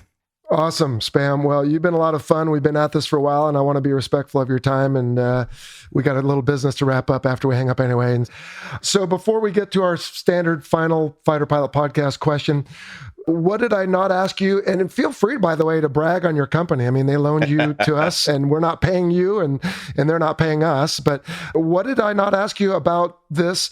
And to be honest, you know, the listener is going to say, what are you talking about? I know what the episode is called, but that's because they're going to hear it after I do steps 7, 8, and 9, and I'm at step 1 right now. So right. I don't know if we're going to call this light attack or the A-29 or Overwatch. You've said that a couple times, but what does the listener and maybe even taxpayers, dare I say, need to know about light attack, the A-29, the program that you're working in? What else is there that I maybe didn't ask you? Well, not a lot you didn't ask me. I guess we'll get to the call sign in a little while, but yep. The company is U.S., obviously U.S. company, headquartered in Sparks, Nevada. They do a lot of great work in the space realm for Department of Defense. They do a lot of other things as well. It's not just a A-29 company. That's not by far. That's not all we do. But in the A-29, you know, it's pretty awesome to see how all the engineers and everybody comes together with Embraer to assemble these things, modify them, train these guys, and then sustain the aircraft once it gets out there. That's just good for the taxpayer, right? That everybody that's out there that's competent at their job is one less place that we have to prop up on our own. Or maybe we just have to give them a little nudge every now and then and not just go full bore. And it's not now a vacuum that's going to be taken over by who knows who, right? So I think that's good stuff. Again, it's rewarding turning those young guys into guys who are going to go out and do that job. So. Oh, I bet it is. And if I learned anything in the last hour, it's the void that you said that who knows who's going to fill in there. It's going to be those, what'd you say, nefarious characters? Nefarious actors, that's right. Actors. Oh, okay, I was 100%. All right, Spam. Well, then appreciate your time today. How did someone come up with Spam for Samuel Milam? Oh, God, it was so sad. I wish it was a good story. Kind of like Billy, you know, your F-35 guy. Yeah. There wasn't really a good story. But I'm going up to the front of the room, and they're going to nominate. Everybody's going to say, okay, tell me what he did in the training. In the Air Force, mission qualification training at your first ops unit. Mm-hmm. When you get done with that and you're a full-up wingman, check ride complete, ready to go to war guy, those guys are the ones who give you your call sign. Okay. So I'm at McCord Air Force Base. We're in the auditorium, and, you know, everybody's had a few cocktails and are still having some. And I'm the only guy getting named, so I go up there, and they're going to nominate, and they're going to throw around ideas, and then they're going to vote on it. And as I'm walking up to the front, so my middle initial is P, and this one guy all week had been hinting at Spam. Spam is what we're going to call him. And I'm like, what are you talking about? You don't get a vote, right? Right, of course. As the namee. I'm walking up to the front, and he's in the back, and he starts singing the Spam song from freaking Monty Python. You know, spam, spam, spam, spam. And everybody in the room started singing it. And by the time I got up to the front, it was all over. It was decided. It was sad. It was sad. And it wasn't because I didn't do stupid things. That's certainly not the case. Oh, yeah. That's true for all of us. All right. So in other words, you can blame this one guy and Monty Python. That's right. I tell people it stands for stupid people annoy me, which is fair. Well, whether it stands for that or not, that could still be a true statement. Right. Absolutely. Absolutely. Fair enough. Well, it's easy to say, and it's fun, and it, you know, makes you laugh. So I think, Sure. you know, it's like you and I could start a club, Jello and Spam. I tell you what I have to do, though, Jello, is I send people emails, and I go, hey, check your spam folder, because no kidding, some of my emails get diverted right into the spam folder. I didn't get your email. Dude, check your spam folder. It's probably hilarious. In there. You're the only one who can claim to have a folder on everyone's email. Absolutely. I send a lot of people phone calls, too, every day. Potential spam. Potentially. See, there's no Jello folder in people's email. Takes up a lot of my time. I'm jealous here. That's funny. All right, Spam. Well, you've been a fun addition to the discussion. And again, I do think that while this doesn't always get the attention, and clearly it doesn't get nor need the money, it's still an important topic. So I appreciate you stopping by the Fighter Pilot Podcast to help us understand it. It's been a blast, brother. I appreciate the time. All right, well, big thanks again to the Sierra Nevada Corporation and Samuel Milam, SPAM, for taking the time today to talk about the 21st Century Light Attack and the A-29 boat. I thought it was really cool. Good discussion. Great discussion. A lot of good data points in there. And I think we can definitely spend some time maybe dissecting a few here and there. But otherwise, yeah, I loved it. Yeah. A lot of information I didn't know about. So that was great.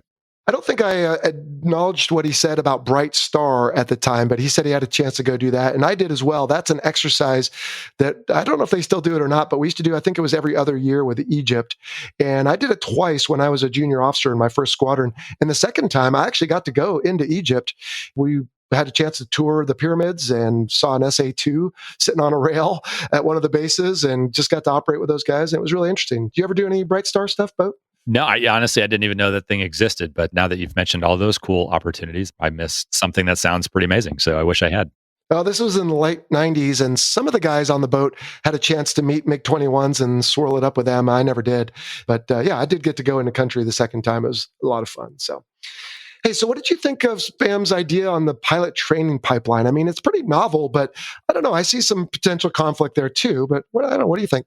I went back and I listened to it a couple more times because I wanted to try to break it down from what he talked about and maybe put some pros and cons to those data points that you guys might have not discussed or at least expound upon them a little bit. So within the Air Force pilot training system, we have IFT, that initial flight training where you go fly a DA-20 and you get your 10, 15, maybe 20 hours, whatever it is, basically just enough of we know they're going to be able to accomplish T6 undergraduate pilot training.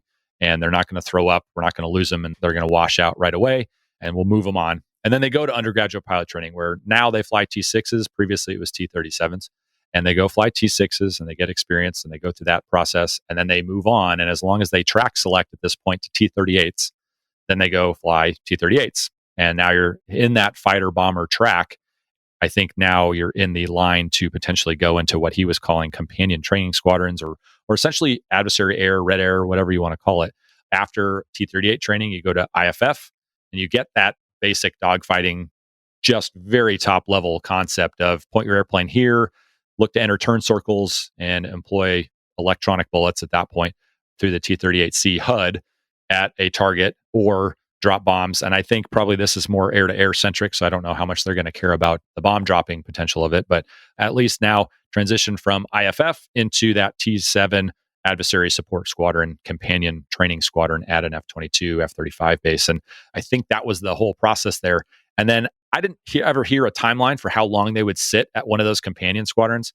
I would imagine for the sense of dollars and gaining the experience and what they're looking for, they're probably going to spend maybe 2 to 3 years there. And it's probably that same timeline as the FAPES that we discussed in the Hawker Hurricane episode, where you're there for a whole assignment, probably about 3 years at a pilot training base, or in this case, a companion training squadron. And then you move back into the CAF, the Combat Air Force cycle, and you go to the FTU, the formal training unit, where you go fly your F-22, F-16, F-35, whatever it is, and you get your training. And then you go on to your standard unit there. So that's the rundown. If anybody was confused, because I know I was the first time I heard it. And I think the concept is, again, like you said, a novel one. I would love to see how this all goes. We've touched on a few things here and there. And if you've ever listened to the Afterburner podcast with Rain, he has gone in through some of the pilot training next and a few of these other conceptual things where they're using VR headsets and a few other things here and there. You get less flights, but more simulators or something along those lines. And there's so many changes right now in the pilot training world and how to produce pilots exactly in line with what was being discussed as to why they were trying to generate more fighter pilots specifically. You do have some real advantages there with gaining experience, flying, airmanship, getting that extra few hundred hours, whatever it is.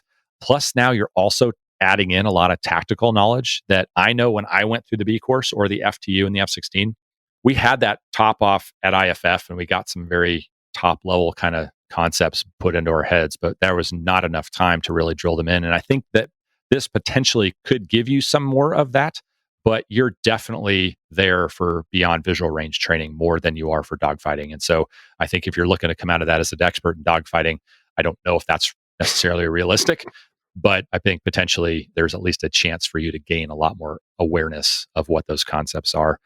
The negative sides that I kind of wrote down here were habits. You potentially get some bad habits. And I know coming out of the red air world, Jello, I know you didn't transition necessarily back into the blue flying world, as I like to call it, after your time as an adversary, but I did. I will tell you that it was challenging leaving the red air mindset and going back to flying U.S. Air Force tactics and procedures to go destroy your enemies. So there are some potential habits that you're going to have to break. Career lag, again, much like FAPES will go through, you're now not in the normal timeline. And so that potentially could create some challenges for promotions down the road and opportunities and that kind of thing. And then you guys touched on it, Jello, was the higher age thing and potentially putting people now with a career lag also at an older age physically in the fighter community later. And potentially that will then force them out at the end of their commitment as opposed to staying in longer and maybe having some other opportunities. So those are my initial thoughts. That was a little longer than I was anticipating it. So sorry, Jello, but what are your thoughts on it? No, that was all good. You know, in addition to the career lag, of course, and the age is more likely to be married and now start having kids, and suddenly schools matter, right? And you don't want to uproot children out of schools necessarily. But also, I don't know about in the Air Force, obviously I never did it, but in the Navy, we had like sea tour, shore tour rotations, right? So you still need young O3s, lieutenants in our case, captains in yours, at different billets, whether it's as instructors in different places. Now, if you're a FAPE, that's kind of moot, but whether it's instructors or on flag staffs or in, God forbid, different fleets in our cases or major staffs, right? Or the Pentagon. Most people tried to avoid that. They wanted to keep flying, but you still need folks in all those different places. And so if that dries up, that changes all that. So I guess there's obviously a lot of risk, right? It's a good idea, I think, but to implement it, it's not just like, oh, I'm going to flip the switch, and if I don't like it, I'll flip it back the other way, right? Yeah. It's a big deal because you're going to make all these folks start moving. You won't see the effects right away. I don't know. Again, intriguing. I bet the folks that make these kinds of decisions are going to be real averse to any huge changes without some pretty compelling evidence. And you know what's really awesome about all of that, Jello? Mm-hmm. Neither of us have to make that decision. I just have to decide what we're going to talk about next week. But that's right. Anyway, getting back on point.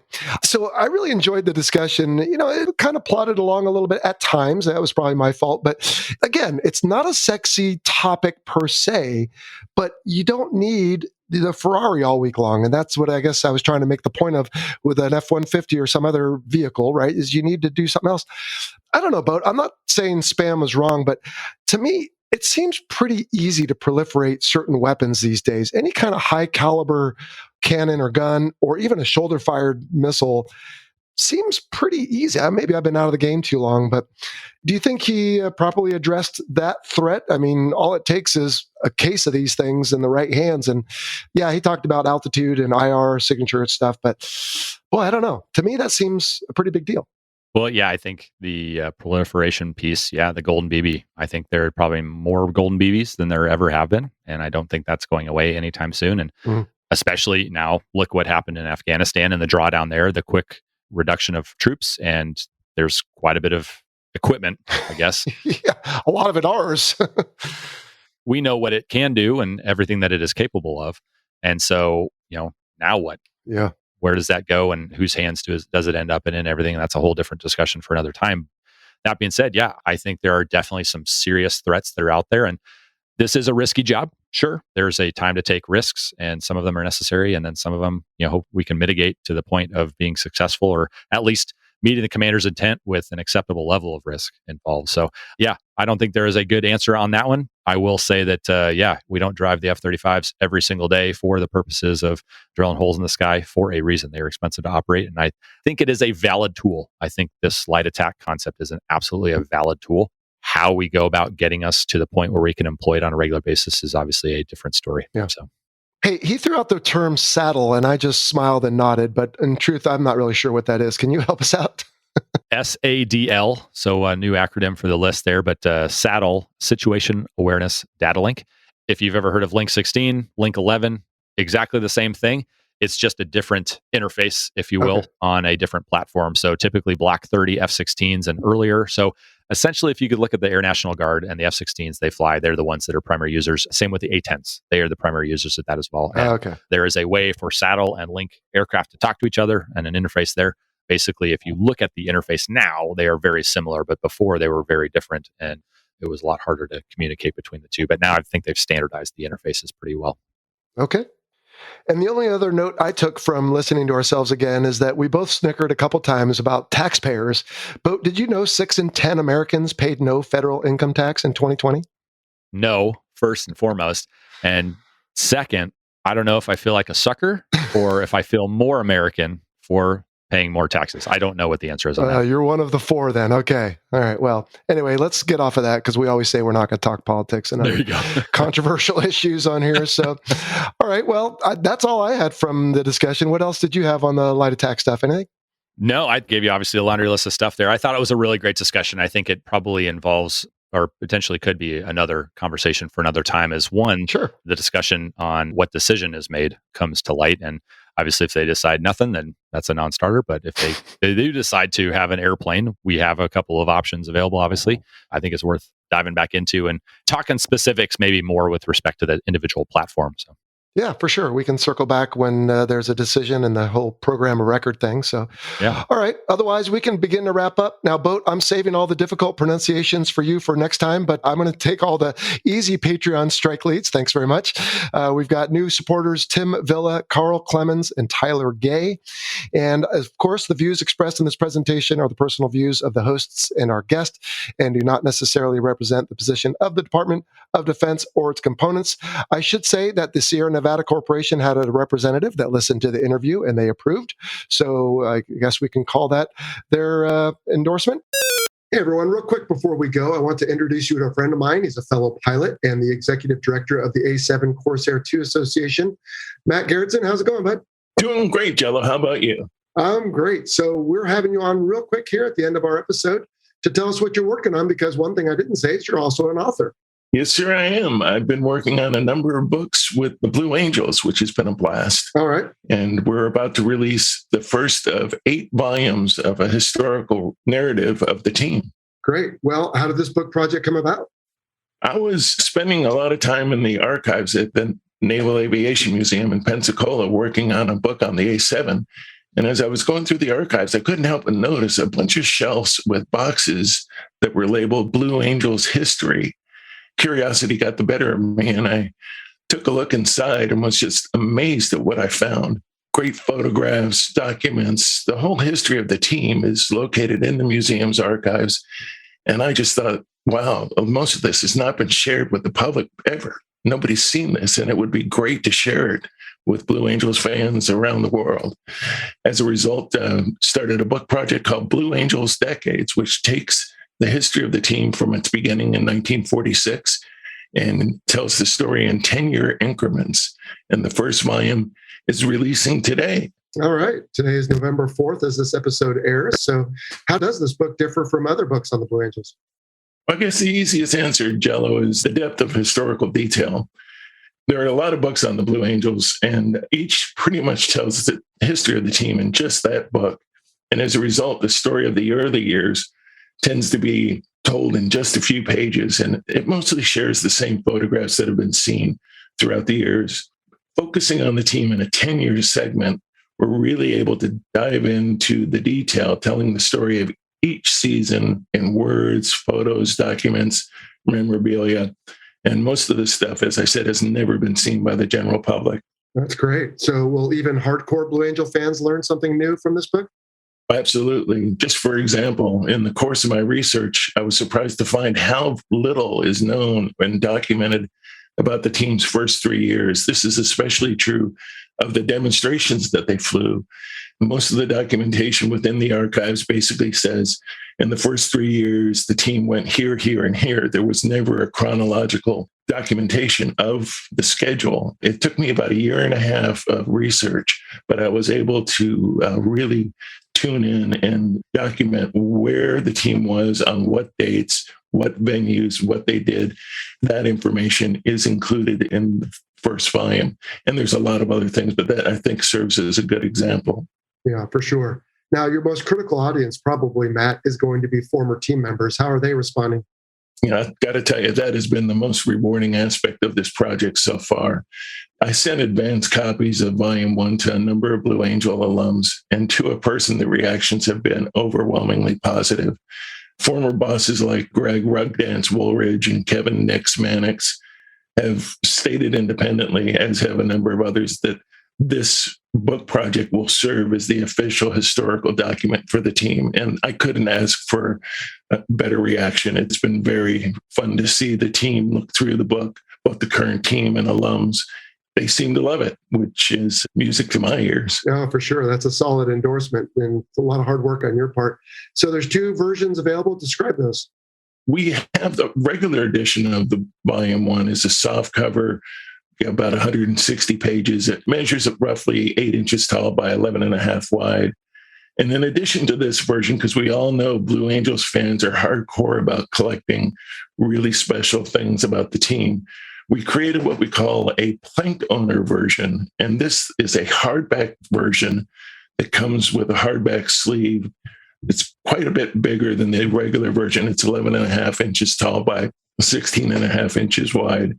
We've only made 1,000 copies of the plank owner version. Each is signed and numbered and comes with a similarly numbered commemorative challenge coin.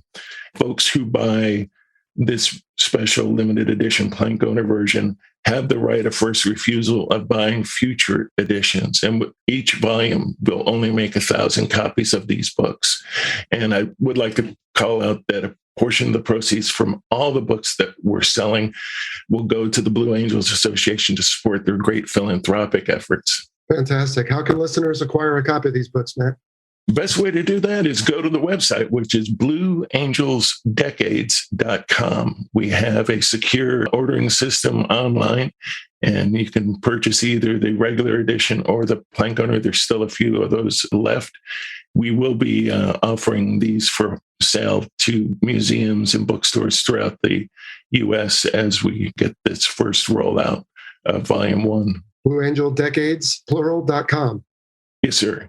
Sounds great. All right, Matt. Well, thanks for stopping by to tell us about this project, and I hope it goes well. Well, thank you, Jill. I really appreciate being able to share with you and your listeners this story about a really cool book project. I hope that the average Blue Angel fan loves it just as much as the team seems to. Boat, I think that's going to do it for this week. And, we're going to see you again at the end of the month. What should we do between now and then? Jella, I've got about 1,000 ideas, but they're all Warbird related. So I'll throw this back to you because I'm not in a decision-making mood. Oh, okay. Well, I honestly don't know. We're going to have to come up with something. And I've got a couple leads, and we can always repurpose some happy hours. But all right, well, I'm sure we'll come up with something, and we'll see everybody back here in 10 days for that. Hopefully it'll be exciting. Boat, you've been a good sport and a lot of fun on this episode, as well as on all your Warbirds. Thanks for all your help, buddy. Hey, thanks so much. Having a blast doing this. Love meeting and interacting with everybody. And for those that may be in the Denver area, I'll be back home for the Thanksgiving timeframe, maybe potentially at one of our cohorts here in the podcast Behind the Network at his restaurant. Yeah. So we'll have to go potentially throw something out there and meet up. All right. Well, reach out on social media if you want to get with Boat. And yeah, I should probably do that with some of our layovers, let people know where I am at. We can meet up for a refreshment or something. But yeah. Otherwise, Boat, thanks very much. And to all our listeners, appreciate you tuning in to the Fighter Pilot Podcast. So we'll see you back here next time. You've been listening to the Fighter Pilot Podcast, brought to you by BVR Productions. Got a question for the show? Email us at questions@fighterpilotpodcast.com or leave a message on our listener line at 877-MACH-101. That's 877-622-4101. Be sure to follow us on your favorite social media platform and check out our website, fighterpilotpodcast.com. For exclusive content and to help support the show, check out our Patreon page. Thanks for listening.